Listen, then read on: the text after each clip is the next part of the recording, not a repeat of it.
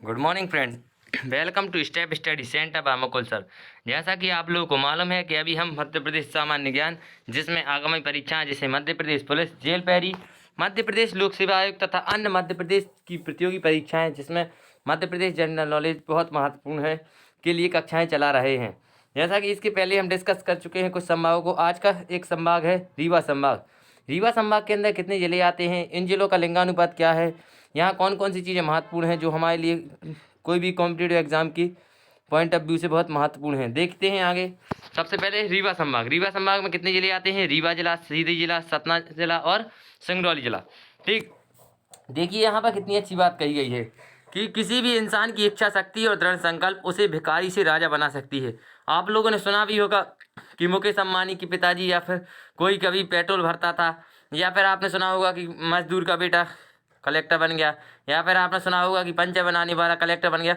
तो ये विभिन्न प्रकार की चीज़ें जो आपने सुनी हैं वो एक रियल बातें हैं कि यदि कोई व्यक्ति अपनी इच्छा शक्ति और दृढ़ संकल्प कर ले कि मुझे ये करके दिखाना है तो वो कर सकता है, लेकिन उसके अंदर वो दृढ़ संकल्प और क्या होना चाहिए, इच्छा शक्ति होनी चाहिए। अगर इच्छा शक्ति नहीं होगी और दृढ़ संकल्प नहीं होगा तो वो नहीं कर सकता। ठीक ना। तो बस आपको ये ध्यान रखना है कि आप दृढ़ संकल्प और इच्छा शक्ति के साथ अपने कर्तव्य में लगे रहिए, आपको अपना फल अवश्य मिलेगा। ठीक ना। अब बढ़ते हैं आज की लेक्चर की तरफ। क्या है आज का लेक्चर, देखिए। तो सबसे पहले आते हैं रीवा जिला में। रीवा जिला का लिंगानुपात कितना है, साक्षरता कितनी है, जनसंख्या घनत्व कितना है, इसके बारे में पढ़ेंगे। यहाँ का लिंगानुपात 931 है, साक्षरता यहाँ का लिंगानुपात 931 है। देखिए यहाँ का लिंगानुपात 931 है, यहाँ की साक्षरता 71.6% है, जनसंख्या घनत्व 375 व्यक्ति प्रति वर्ग किलोमीटर है। इसके बाद यहाँ का जिले का जो क्षेत्रफल है वो है 6287 वर्ग किलोमीटर, 6287.5 वर्ग किलोमीटर। कितना है यहाँ का क्षेत्रफल? 6287.5 वर्ग किलोमीटर। अब इसके बाद आते हैं सफ़ेद शेरों की भूमि कौन सा कहा जाता है? सफ़ेद शेरों की भूमि वाला जिला रीवा जिला है। मैं ऐसा क्वेश्चन आता है मध्य प्रदेश में सफ़ेद शेर पाए जाते हैं तो कहाँ पाए जाते हैं? रीवा में। अब जरा पूर्व विंध्य प्रदेश की राजधानी भी रीवा ही है। पूर्व विंध्य प्रदेश की राजधानी क्या है? रीवा। अब देखिए मध्य प्रदेश का सबसे ऊंचा जलप्रपात किस जिले में है? क्वेश्चन आ सकता है तो रीवा में, ना कि जबलपुर में। इसको विशेष ध्यान रखना है, ठीक ना। जबलपुर में नहीं है, कहाँ है? रीवा में। कौन सी नदी पर बना हुआ है? बीहर नदी पर। कौन सा बांध है? चचाई बांध। चचाई जलप्रपात बीहर नदी पर बना हुआ है। और कौन से बांध है? केवीटी बांध, बहुती प्रपात कौन सी नदी पर बने हुए हैं? बीहर नदी पर ही ये सारे बांध बने हुए हैं।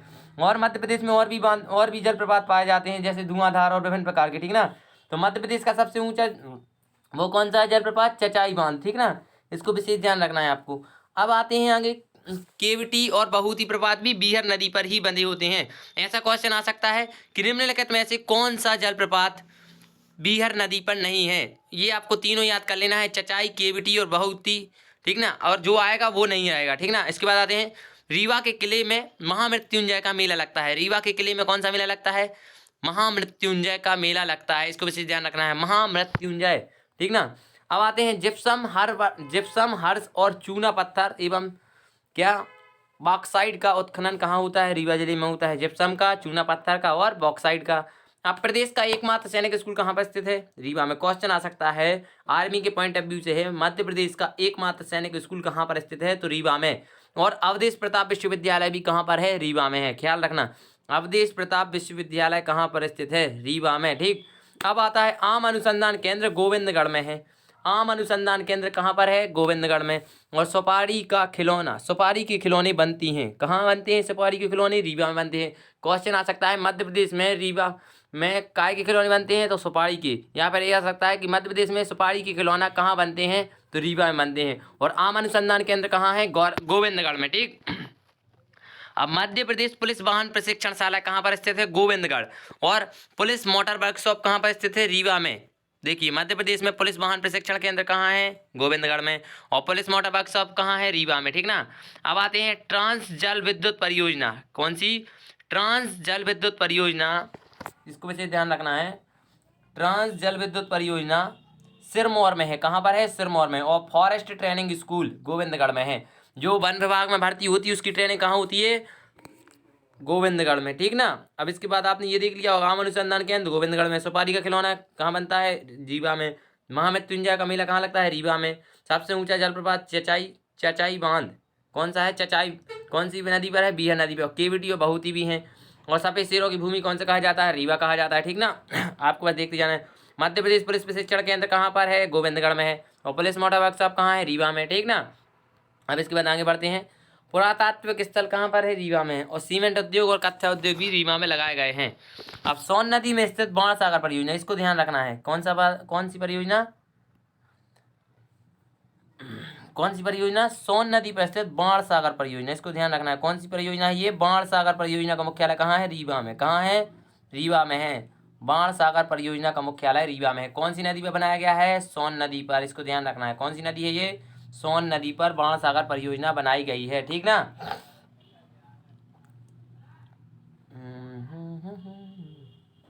देखते हैं तो आगे चलते हैं।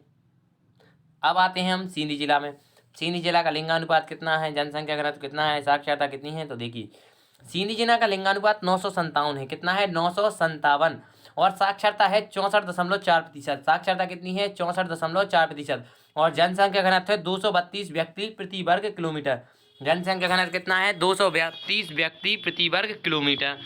अब यहाँ का क्षेत्रफल है 10,526। बहुत ज़्यादा क्षेत्रफल है यहाँ का, देख रहे हैं आप, 10,526 वर्ग किलोमीटर, ठीक ना। अब यहाँ संजय गांधी राष्ट्रीय उद्यान कहाँ स्थित है? क्वेश्चन आ सकता है। तो संजय गांधी राष्ट्रीय उद्यान सींधी जिले में है, जिसे वर्ष 2007 में बाघ परियोजना में शामिल किया गया था, ठीक।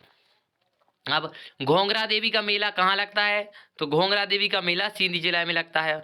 और पेपरों और क्या है? पिपराव, पिपराव है ये, क्या है? पिपराव, इसको लिख देते हैं, पिपराव। क्या है? पिपराव। पिपराव में कोरंडम पाया जाता है। क्या पाया जाता है? कोरंडम पिपराव में पाया जाता है। अब देखिए, बधवार में जेके सीमेंट एवं भारत सीमेंट के कारखाने कहाँ हैं? बधवार में। और भ्रमरसैन में सोन घड़ियाल अभ्यारण्य है। कौन सा अभ्यारण्य है? भ्रमरसैन में सोन घड़ियाल अभ्यारण्य है। सोन नदी पर है जो, इसीलिए इसे सोन घड़ियाल अभ्यारण्य कहते हैं। अब सहरिया जनजातियां कहाँ पाई जाती हैं? सहरिया जनजाति सींधी जिले में पाई जाती हैं, इसको याद रखना। सहरिया जनजाति कहाँ पाई जाती है? तो सींधी जिले में पाई जाती है। कहाँ पाई जाती है? सींधी में। भ्रमर सोन अभ्यारण्य कहाँ है? सींधी में। घोंघरा देवी का मेला कहाँ लगता है? सींधी में। संजय गांधी राष्ट्रीय उद्यान कहाँ है? सींधी में, ठीक ना, इसको बस याद रखना है। और पिपराव में कोरंडम पाया जाता है, ठीक। अब आगे आते हैं। यहाँ के जो सीएम थे, कौन? पूर्व जो गृह क्षेत्र सुरहट। क्या है? सुरहट। सुरहट जो किसका ग्राम था? अर्जुन सिंह का। जो अर्जुन सिंह अपने मुख्यमंत्री थे। अब आपको ये याद करना है कि कब वो मुख्यमंत्री थे हमारे मध्य प्रदेश के, तो आपका काम है एक, ठीक ना। आपके लिए मैंने ये वर्क दे दिया है करने के लिए। अब आते हैं सतना जिले में। सतना जिले का लिंगानुपात कितना है और उसकी साक्षरता कितनी है? उसकी जनसंख्या घनत्व कितना है? तो सतना जिले का लिंगानुपात 926 है। साक्षरता 72.3% है। जनसंख्या घनत्व 297 व्यक्ति प्रति वर्ग किलोमीटर है, ठीक। अब बढ़ते हैं आगे। जिले का क्षेत्रफल कितना है? तो 7502 वर्ग किलोमीटर। इसका नाम सतना क्यों पड़ा? सतना नदी के कारण इसका नाम पड़ा। क्यों पड़ा? सतना नदी के कारण इसका नाम सतना पड़ा। दिख रहा ना, कारण नाम सतना पड़ा, ठीक है ना। अब इसके बाद आते हैं आगे। मैहर चित्रकूट इसी जिले में लगते हैं। आधा ये मैहर आधा जो चित्रकूट है वो यूपी में भी लगता है, लेकिन जो और चित्रकूट है वो कहाँ पाया जाता है? मध्य प्रदेश में। मध्य प्रदेश शासन ने पवित्र नगर घोषित किया है इसे। कौन सा नगर घोषित किया है? पवित्र नगर। चित्रकूट में गधा मेला लगता है। सबसे बड़ा अच्छा, कितना अच्छा मजाक वाला क्वेश्चन है। गधा मेला कहाँ लगता है? गधा कहाँ लगता है? चित्रकूट में। किस जिले में? सतना जिले में। चित्रकूट में महात्मा गांधी ग्रामोदय विश्वविद्यालय है। कौन सा है? महात्मा गांधी ग्रामोदय विश्वविद्यालय कहाँ है? चित्रकूट में है। कौन सा विश्वविद्यालय है चित्रकूट में? महात्मा गांधी ग्रामोदय विश्वविद्यालय, जिसके संस्थापक नानाजी देशमुख थे। कौन थे? नानाजी देशमुख, ठीक ना। अब आते हैं यहाँ श्री राम की, कौन की? श्री राम की स्पर्शशिला। स्पर्शशिला आपने नहीं गए हो, मैं तो गया हूँ स्पर्शशिला में। तो स्पर्शशिला भरतकूप और गुप्त गोदावरी और हनुमान धारा कहाँ पर स्थित है? सतना जिले में स्थित है, ठीक। और भरहुत स्तूप की खोज अलेक्जेंडर कनिंघम ने की थी। किसने की थी? क्वेश्चन आ सकता है। भरहुत स्तूप की खोज अलेक्जेंडर कनिंघम ने की थी। भूमरा एवं को में गुप्तकालीन मंदिर हैं। कहाँ हैं? गुप्तकालीन मंदिर हैं। और सती अनुसैया अत्रि ऋषि का आश्रम। और चित्रकूट में ब्रह्मा विष्णु महेश ने बाल अवतार लिया था। किसने? ब्रह्मा विष्णु महेश ने चित्रकूट में बाल अवतार लिया था। वहीं पर मंदाकिनी नदी और गुप्त गोदावरी भी है। कौन कौन सी नदी है? मंदाकिनी और गुप्त गोदावरी। राम बाबू में तुलसी संग्रहालय है या रामबन में तुलसी संग्रहालय है। और मझगमा एक यहाँ का जो क्षेत्र है वहाँ पर हीरे का उत्खनन किया जाता है। बिरसिंहपुर में ताप विद्युत संयंत्र लगाया गया है। बिरसिंहपुर में कौन सा संयंत्र लगाया गया है? ताप विद्युत संयंत्र। आपको ये भी मालूम होना चाहिए चांदपुर संयंत्र कहाँ पर है, और ये जितने भी मैंने संयंत्र लगाए पढ़ाए हैं ताप वाले वो याद रखना है। अब इसी पवित्र नगर घोषित किया गया है। कौन सा नगर घोषित किया गया है? इसे पवित्र नगर। मैंने अभी इसके पहले ही बता दिया कि इसे कौन सा नगर घोषित किया गया है। देखिए यहाँ पवित्र नगर घोषित किया गया है। और नागौर में गुप्तकालीन नचना कुणार शिव पार्वती मंदिर है। कौन सा? नागौर में गुप्तकालीन नचना कुरान शिव पार्वती मंदिर है। ठीक ना, इसको विशेष ध्यान रखना है। अब मैयर में शारदा माता का मंदिर है। और यहाँ भगवान राम ने क्या किया था? वनवास किया था। अगर आप चित्रकूट गए होंगे तो आपको सब जानकारी भी होगी। और चूना गुरु सिंह, क्या जो चूना उत्पादन में शीर्ष जिला है? कौन सा? चूना गिरी कहते हैं, गेवरी कहते हैं अपन उसको, गेवरी नहीं पोतते आप लोग घर में, उसका उत्पादन में ये कौन सा? शीर्ष जिला है। और उस्ताद अलाउद्दीन खान की कर्मस्थली है। किसकी कर्मस्थली है? उस्ताद अलाउद्दीन खान। अब आपको ये देखना है उस्ताद अलाउद्दीन खान किस चीज़ में विशेषज्ञ थे, तो ये देखना है आपको। और उस्ताद अलाउद्दीन संगीत महाविद्यालय कहाँ पर स्थित है? मैहर में। उस्ताद अलाउद्दीन संगीत विश्वविद्यालय कहाँ, महाविद्यालय कहाँ है? मैहर में। और विकलांग यूनिवर्सिटी कहाँ पर स्थित है? तो विकलांग यूनिवर्सिटी चित्रकूट मैहर में स्थित है। एक बार इसका रिवीजन कर लीजिए कि क्यों इसको कहते हैं। इसको सतना नदी के कारण इसका नाम सतना नदी पड़ा, सतना पड़ा, जिला पड़ा। और महात्मा गांधी ग्राम विद्यालय कहाँ पर स्थित है? चित्रकूट में है। स्पिरिटशिला कहाँ है? चित्रकूट में। भारत की खोज अलेक्जेंडर कनिंघम ने की थी। और ब्रह्मा विष्णु महेश ने चित्रकूट में बाला उतार लिए थे। राम बाबू में चित्रकला तुलसी संग्रहालय है। और मैहर में शारदा देवी का मंदिर है। और विकलांग यूनिवर्सिटी कहाँ पर है? क्या कहते हैं उसको, सतना में है। और उस्ताद अलाउद्दीन खान की कर्मस्थली भी है। उस्ताद अलाउद्दीन खान संगीत महाविद्यालय कहाँ पर स्थित है? सतना जिले में स्थित है। इसको विशेष ध्यान रखना है आपको, ठीक ना। अब इसके बाद आप इसको साफ कर दें थोड़ा। हाँ चलिए आगे बढ़ते हैं आज के नेक्स्ट लेक्चर पर। सिंगरौली जिला। सिंगरौली जिले का लिंगानुपात कितना है? 920। साक्षरता कितनी है यहाँ? 60.4%। जनसंख्या घनत्व कितना है? 208 व्यक्ति प्रति वर्ग किलोमीटर। और क्षेत्रफल कितना है यहाँ का? 5675 वर्ग किलोमीटर। ठीक, अब आते हैं सिंगरौली को मध्य प्रदेश की ऊर्जा राजधानी कहते हैं। कौन सी राजधानी कहते हैं? मध्य प्रदेश की ऊर्जा राजधानी सिंगरौली को कहते हैं। एशिया की सबसे मोटी परत का कोयला एवं कोयला राजस्व सर्वाधिक सिंगरौली में उत्पादन होता है। एशिया की सबसे मोटी परत कहाँ पर है? सिंगरौली में। इसको बहुत अच्छे से याद रखना। एशिया की सबसे मोटी परत कहाँ है? सिंगरौली में। और सिंगरौली को मध्य प्रदेश की ऊर्जा राजधानी भी कहते हैं, ठीक ना। अब इसके बाद बढ़ते हैं आगे कि विंध्याचल ताप विद्युत की 2260 मेगावाट उत्पादन क्षमता है। कितनी है इसकी मेगावाट क्षमता? 2260। और एनटीपीसी का पावर प्लांट जो लगाया गया है वो कितना है मेगावाट का है? 4000 मेगावाट का। और नॉर्दर्न कोल्डफील्ड लिमिटेड का मुख्यालय कहाँ पर स्थित है? क्वेश्चन आ सकता है। नॉर्दर्न कोल्डफील्ड लिमिटेड का मुख्यालय सिंगरौली में है। कहाँ है? सिंगरौली। और ऐतिहासिक मर्डर की बौद्ध कालीन गुफाएं कहाँ पर हैं? सिंगरौली में। और मांडा की गुफा कहाँ है? सिंगरौली में है, ठीक ना। इसको ध्यान रखते जाना है आपको। मांडा की गुफाएं भी सिंगरौली में हैं, बौद्धकालीन गुफाएं भी सिंगरौली में हैं, नॉर्दर्न कोल्डफील्ड लिमिटेड का मुख्यालय भी सिंगरौली में है। अब आता है एनएमडीसी, यहाँ 1963 से कोयला उत्खनन कर रही है। कौन कर रही है? एनएमडीसी एक कंपनी का नाम है।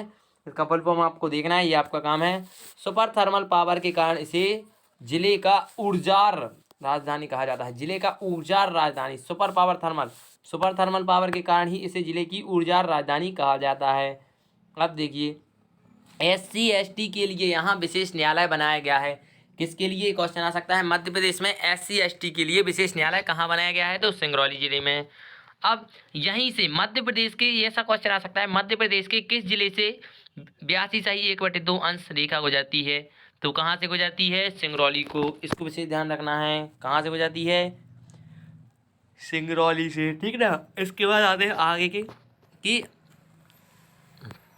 तो अरे 2 मिनट, हाँ देखिए अब कहाँ से गुजरती है? सिंगरौली से। अब आपको क्या करना है, एक बार रिवीजन करवा दें हम आपका थोड़ा। देखो मध्य प्रदेश की ऊर्जा राजधानी कहाँ, किसको कहा जाता है? सिंगरौली को। किसको कहा जाता है? सिंगरौली को। एशिया की सबसे मोटी परत कहाँ है? सिंगरौली में। ताप विद्युत संयंत्र की मेगावाट क्षमता कितनी है? 2260 और एनटीपीसी द्वारा है जो 4000 मेगावाट की। नार्दन कोलफील्ड लिमिटेड का मुख्यालय कहाँ है? सिंगरौली में। और बौद्ध की कालीन गुफाएं कहाँ है? सिंगरौली में। मांडा की गुफाएं कहाँ है? सिंगरौली में। एनएमडीसी ने यहाँ 1963 से कोयला उत्खनन कर रही है। सुपर थर्मल पावर के कारण से गुर्जर राजधानी कहा जाता है। और SC/ST के लिए यहाँ विशेष न्यायालय है। और यहाँ 82 सही 1/2 अंश, क्या 82 सही 1/2 अंश यहीं से होकर गुजरती है। ठीक ना। आज का था ये हमारा प्यारा लेक्चर। अगर आपको पसंद आया तो इसको लाइक कीजिए, शेयर कीजिए और सब्सक्राइब भी कीजिए। ठीक ना। और जी भाई मैं ये कह रहा हूँ कि एक बार तो शेयर कर दीजिए। बंदा कोचिंग नहीं जा रहा है उस बंदे के पास पहुंच जाइए लेक्चर। और तो कुछ नहीं है, जो आप लोग कोचिंग जा रहे हो तो उसको कुछ नहीं है, आप तो पढ़ ही रहे हैं वहाँ पे। लेकिन जो बंदा कोचिंग नहीं जा रहा भाई उसको तो कर दो ना शेयर। ठीक। अगर आप लिख रहे हो शेयर नहीं कर सकते तो अगर आप नोट्स बनाए तो उसको नोट्स दे सकते हो। ठीक है ना। मिलते हैं तो फिर कल के लेक्चर में। अगर अच्छा लगा हो तो लाइक कीजिए, शेयर कीजिए, सब्सक्राइब कीजिए।